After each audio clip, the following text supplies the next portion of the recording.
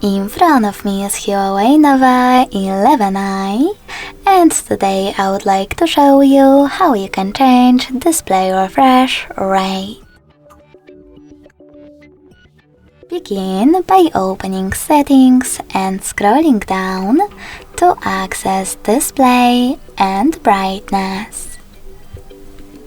Following that, scroll all the way down and tap on Screen Refresh Rate. Now apply the best option for you by clicking on it, in my case High. So when I do that and go back, I can see that refresh rate of my Huawei has changed.